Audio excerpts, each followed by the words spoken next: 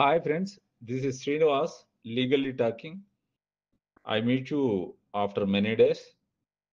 ముఖ్యంగా అందరికీ భోగి, సంక్రాంతి, కనుమ పండగ శుభాకాంక్షలు. ఈరోజు ఈ వీడియోలో రిక్రూట్మెంట్ అయిన తర్వాత సీనియారిటీని ఏ విధంగా ఫిక్స్ చేస్తారనేది మనం తెలుసుకుందాము సుప్రీంకోర్టు జడ్జిమెంటులతో సహా. ముఖ్యంగా రిక్రూట్మెంట్ అయిపోయిన తర్వాత రిక్రూట్మెంట్ అనేది కాన్స్టిట్యూషనల్ మ్యాండేట్ ప్రకారము రిజర్వేషన్స్ కల్పించి రోస్టర్ ప్రకారము రిక్రూట్మెంట్స్ జరగడం జరుగుతుంది. అది అందరికీ తెలిసింది. దాని తర్వాత సీనియారిటీని ఎలా ఫిక్స్ చేయాలి అన్నప్పుడు కొన్ని రాష్ట్రాలలో కొన్ని విధంగా, కొన్ని ఆర్గనైజేషన్లో మరికొన్ని విధంగా ఈ విధంగా తీసుకోవడం జరుగుతూ వస్తుంది. కానీ సుప్రీంకోర్టు వారు, హానరబుల్ సుప్రీంకోర్టు వారు, హానరబుల్ హైకోర్ట్స్, వివిధ రాష్ట్రాల హానరబుల్ కోర్ట్స్, హైకోర్ట్స్ ఏ విధంగా చెప్పింది అనేది మనం చూసుకున్నప్పుడు రిక్రూట్మెంట్ అయిన తర్వాత సీనియారిటీని ర్యాంకు ప్రకారము లేదా మెరిట్ మార్క్స్ ప్రకారము సీనియారిటీని, ఇంటర్ సీనియారిటీని ఫిక్స్ చేయాలి అనేది క్లియర్గా చెప్పబడుతూ ఉంది. మొట్టమొదట 1995లో పిఎస్ గౌహ్లెట్ అనే ఓసీ వ్యక్తి హర్యానాలో సెలక్షన్ కమిటీ ద్వారా రిక్రూట్ కావడం జరుగుతుంది. కానీ ఆ 1992లో హర్యానా గవర్నమెంట్ వారు ఏం చేస్తారంటే ఈ పిఎస్ గౌహ్లెట్ అనేది మార్కులు ఎక్కువ వచ్చినప్పటికి కూడా రోస్టర్ ప్రకారము సీనియారిటీని ఫిక్స్ చేస్తారు. ఎప్పుడైతే సీనియారిటీని రోస్టర్ ప్రకారం ఫిక్స్ చేసినప్పుడు ఈ హర్యానాలకు సంబంధించిన పిఎస్ గౌహ్లెట్ అనే అతను హైకోర్టు వారిని ఆశ్రయిస్తారు. హైకోర్టు వారు కూడా హైకోర్టు అంటే Haryana high court, Punjab and Haryana high court వారు కూడా సీనియారిటీని క్లియర్గా రోస్టర్ ప్రకారమే ఫిక్స్ చేయొచ్చు, దాంట్లో తప్పేముంది అనేది జడ్జిమెంట్ ఇవ్వడం జరుగుతుంది. దీంతో చేసేది ఏమి లేకుండా ఈ జనరల్ క్యాండిడేట్ పిఎస్ గౌహ్లెట్ సుప్రీంకోర్టును ఆశ్రయిస్తారు. ఎప్పుడైతే సుప్రీంకోర్టును ఆశ్రయిస్తారో సుప్రీంకోర్టు కూడా క్లియర్గా ఏమని చెప్తుందంటే సీనియారిటీని 1995లో సీనియారిటీని రోస్టర్ ప్రకారమే ఫిక్స్ చేయొచ్చు, దాంట్లో ఏం తప్పేముంది అని హర్యానా హైకోర్టు ఇచ్చిన జడ్జిమెంట్ను అపీల్ చేయడం, అంటే పిఎస్ గౌహ్లెట్ వేసిన కేసు, జనరల్ క్యాండిడేట్ వేసిన కేసును డిస్మిస్ చేసేస్తుంది. అంటే అప్పటి వరకు 1995, 92 లిటిగేషన్ స్టార్ట్ అవుతుంది. 95లో క్లియర్గా సీనియారిటీని రోస్టర్ ప్రకారం ఫిక్స్ చేయొచ్చు అని క్లియర్. అంతకుముందు కొన్ని జడ్జిమెంట్స్ అంటే జడ్జిమెంట్స్ మెయిన్ జడ్జిమెంట్స్లో కాకుండా కొన్ని చోట్ల సీనియారిటీ మెరిట్ ప్రకారం చేయాలని కూడా చెప్పడం జరుగుతుంది. దీంతో కొన్ని చోట్ల ఆ విధంగా, కొన్ని చోట్ల ఈ విధంగా, అంటే మెయిన్గా సీనియారిటీ కేసుకు వచ్చేటప్పుడు రిక్రూట్మెంట్ అయిన తర్వాత సీనియారిటీని రోస్టర్ ప్రకారం చేయొచ్చు అనేది పిఎస్ గౌహ్లెట్ 1995 కేసులో సుప్రీంకోర్టు చెప్పడం జరుగుతుంది. దీంతో జనరల్ క్యాండిడేట్స్ అందరికీ చాలా ఇబ్బందికరమైన పరిస్థితి ఏర్పడుతుంది. అదే రాష్ట్రంలోనే 1998లో బిమ్లేస్ తన్వార్ కేసు ఒకటి సుప్రీంకోర్టు వారు ఒక జడ్జిమెంట్ ఇస్తారు. ఇదేంటంటే పంజాబ్ హైకోర్టులో పంజాబ్ రాష్ట్రంలో, హర్యానా రాష్ట్రంలో సెలక్షన్స్ జరుగుతాయి, రిక్రూట్మెంట్ జరుగుతుంది. రిక్రూట్మెంట్ చేసిన తర్వాత స్టేట్ గవర్నమెంట్ ఏం చేస్తుందంటే సీనియారిటీని ఫిక్స్ చేసేటప్పుడు ఆశ్చర్యకరంగా మెరిట్ ప్రకారము ఫిక్స్ చేస్తారు వారు. అంటే ఇంతకుముందు ఇచ్చిన పిఎస్ గౌహ్లెట్ కేసు ప్రకారం కాకుండా మెరిట్ ప్రకారం ఫిక్స్ చేస్తారు. దీంతో మెరిట్ ప్రకారం ఫిక్స్ చేసేటప్పటికి బిమ్లేస్ తన్వార్ అనే అతను హైకోర్టును ఆశ్రయిస్తారు. హైకోర్టును ఎప్పుడైతే ఆశ్రయిస్తారో హైకోర్టు వారు క్లియర్గా చెప్పడం జరుగుతుంది, మెరిట్ ప్రకారం చేయడంలో తప్పే ఉంది, సీనియారిటీని మెరిట్ ప్రకారం ఫిక్స్ చేసుకోవచ్చు అని హైకోర్టు చెప్తారు. దీంతో బిమ్లేస్ తన్వార్ సుప్రీంకోర్టును ఆశ్రయిస్తారు. సుప్రీంకోర్టు వారు ఆ జడ్జిమెంట్ను క్లియర్గా వాద ప్రతిపాదనలు విన్న తర్వాత, అంటే పిఎస్ గౌహ్లెట్ కేసులో రోస్టర్ ప్రకారం ఫిక్స్ చేయొచ్చు అని ఇచ్చాము కదా, ఇప్పుడు మెరిట్ ప్రకారం చేయాలని చెప్తున్నాము, ఆ జడ్జిమెంట్ను మేము వెనక్కి తీసుకుంటున్నాము, రివర్స్ చేస్తున్నాము, తప్పు చేయడం జరిగింది. కాబట్టి పిఎస్ గౌలెట్ కేసు అనేది రోస్టర్ ప్రకారం సీనియారిటీని ఫిక్స్ చేయాలని మేము చెప్పిన కేసునే మేము రివర్స్ చేసేసి సీనియారిటీని ఎప్పుడూ కూడా మెరిట్ ప్రకారమే ఫిక్స్ చేయాలి అని క్లియర్గా 1995లో సుప్రీంకోర్టు రూల్డ్ అవుట్ చేస్తుంది. సెటిల్డ్ ప్రిన్సిపల్ అవుతుంది.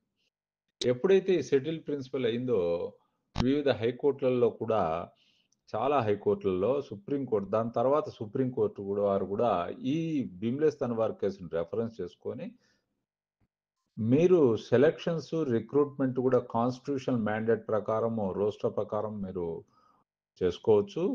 చేసుకున్న తర్వాత రిక్రూట్మెంట్ చేసుకోవచ్చు. చేసుకున్న తర్వాత సీనియారిటీని ఫిక్స్ చేసేటప్పుడు మాత్రము మెరిట్ ప్రకారమే చేయాలి అని క్లియర్గా చెప్పడం జరుగుతుంది. వివిధ హైకోర్టులు ఏది రెఫరెన్స్ చేసుకొని భీమ్లేస్ తన్వార్ కేసును రెఫరెన్స్ చేసుకొని తర్వాత సుప్రీంకోర్టు చాలా జడ్జిమెంట్లలో భీమ్లేస్ తన్వార్ కేసునే రెఫరెన్స్ చేసుకొని మెరిట్ ప్రకారమే సీనియారిటీని ఫిక్స్ చేసుకోవాలని చెప్పడం జరుగుతుంది. దీని తర్వాత ఆశ్చర్యకరంగా తమిళనాడులో ఒక కేసు రావడం జరుగుతుంది. తమిళనాడు టీఎన్ఎస్పి మనకు ఏపీపీఎస్పి టీఎన్ఎస్పి తమిళనాడు సెలక్షన్ కమిటీ ఏ విధంగా ఉందో టీఎన్ఎస్పి వారు తమిళనాడు వారు సెలక్షన్స్ జరిపిన తర్వాత సీనియారిటీని ఆశ్చర్యకరంగా రోస్టర్లో ఫిక్స్ చేస్తారు. అంటే ఈ భీమ్లేస్ తన్వార్ కేసుకు అగనెస్ట్గా ఫిక్స్ చేస్తారు. ఎప్పుడైతే అగనెస్ట్గా ఫిక్స్ చేస్తారో అందరూ కూడా మెరిట్లో రిక్రూట్ అయిన వారంతా కిందికి బాటమ్ లిస్ట్లో ఉండిపోవడంతో వాళ్ళు కోర్టును ఆశ్రయిస్తారు. తమిళనాడు హైకోర్టు సింగిల్ జడ్జి కానీ రిట్ అప్పీల్లో 2 జడ్జిలు కూడా సీనియారిటీని భీమ్లేస్ తన్వార్ కేసులో చెప్పిన విధంగా మెరిట్ ప్రకారమే ఫిక్స్ చేయాలి చెప్పడం ఇది మీరు అట్లా చేయడం తప్పు అని జడ్జిమెంట్ చేయడం జరుగుతుంది. సుప్రీంకోర్టును ఆశ్రయిస్తారు టీఎన్ఎస్పీ వారు. అప్పుడు టీఎన్ఎస్పీలో ఆ సుప్రీంకోర్టును ఆశ్రయిస్తే సుప్రీంకోర్టు వారి ప్లీని డిస్మిస్ చేసి మేము భీమ్లేస్ తన్వార్ కేసులో చెప్పినాం కదా దాని ప్రకారమే మీరు సీనియారిటీని మెరిట్ ప్రకారం ఫిక్స్ చేయాలి అని చెప్తుంది. దాంతో రివ్యూ వేసుకోవడం జరుగుతుంది తమిళనాడు హైకోర్టులో. ఆ రివ్యూ కూడా కొట్టేస్తుంది. రివ్యూలో కూడా సీనియారిటీని మెరిట్ ప్రకారమే చేయాలని చెప్తుంది. అంటే ఇదంతా ఎందుకు నేను చెప్తున్నానంటే క్లియర్గా సెటిల్డ్ ప్రిన్సిపల్ ఉన్నప్పటికి కూడా ఈ జ్యుడిషియల్ డిసిప్లిన్ అంటే జడ్జిమెంట్స్ను ఆర్టికల్ 141 ప్రకారము జడ్జిమెంట్స్ ఎప్పుడైతే ఇచ్చినారో ఆర్గనైజేషన్స్ స్టేట్స్ అన్నీ కూడా బైండింగ్ కావాలి.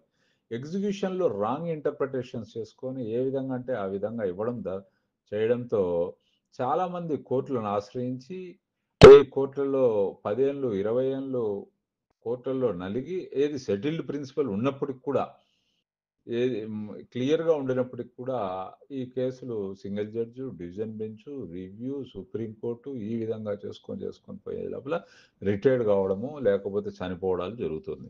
అంటే ఒక డిసిప్లిన్ ఎగ్జిక్యూషన్లో ఒక డిసిప్లిన్ లేకుండా పోతుంది. అంటే సుప్రీంకోర్టు జడ్జిమెంట్స్ ఏం చెప్పాయి సెటిల్డ్ ప్రిన్సిపల్స్ ఏంటి దాన్ని మనం కరెక్ట్గా ఇంటోటో ఫాలో అవుతే సరిపోతుంది అనేది కాకుండా రాంగ్ ఇంటర్ప్రిటేషన్స్లో వెళ్ళిపోయి ఎప్పుడైతే 1999లో తమిళనాడు గవర్నమెంట్ ఈ రాంగుగా భీమ్లేస్ తన్వార్కి అగనెస్ట్గా సీనియారిటీని ఫిక్స్ చేస్తే 2021లో కేసు సాల్వ్ అవుతుంది. అంటే 2021లో కూడా ఏ విధంగా సాల్వ్ అవుతుందంటే భీమ్లేస్ తన్వార్ కేసు జడ్జిమెంట్ ప్రకారము మేము ఇవ్వండి అన్నప్పటికీ కూడా ఇవ్వకుండా వాళ్ళు single judge division bench supreme court review ఇవన్నీ చేసుకున్న తర్వాత కూడా ఇవ్వకుండా ఉండడంతో ఈ ఎవరైతే బాటమ్ లిస్ట్లో ఎవరైతే ఉన్నారో వాళ్ళందరూ కంటెంప్ట్ వేస్తారు సుప్రీంకోర్టులో. ఎప్పుడైతే కంటెంప్ట్ వేస్తే సుప్రీంకోర్టు వారు దీన్ని చాలా సీరియస్గా తీసుకుంటుంది. బీ కేర్ఫుల్ ఇన్ ఫ్యూచర్ అని క్లియర్గా చెప్పి మేము ఈ ఒక ప్రిన్సిపల్ని సెటిల్ చేశాము. భీమ్లేస్ తన్వార్ కేసులో క్లియర్గా చెప్పబడింది సీనియారిటీని మీరు మెరిట్ ప్రకారమే చేయాలని చెప్పి తర్వాత నెంబర్ ఆఫ్ జడ్జిమెంట్స్ వచ్చాయి. హైకోర్టులలో నెంబర్ ఆఫ్ జడ్జిమెంట్స్ వచ్చినప్పటికీ మీరు ఈ విధంగా చేశారు. ఈవెన్ దో మేము చెప్పినాం ఈ కేసులో కూడా మేము చెప్పినప్పటికి కూడా దాన్ని కూడా మీరు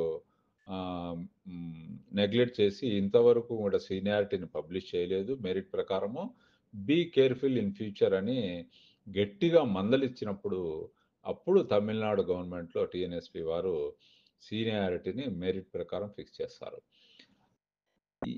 ఇంత జరిగినప్పటికి కూడా, ఇప్పటికి కూడా చాలా రాష్ట్రాలలో, చాలా ఆర్గనైజేషన్స్‌లో, చాలా పబ్లిక్ సెక్టార్స్‌లలో కూడా సీనియారిటీని మెరిట్ ప్రకారం చేయాలా?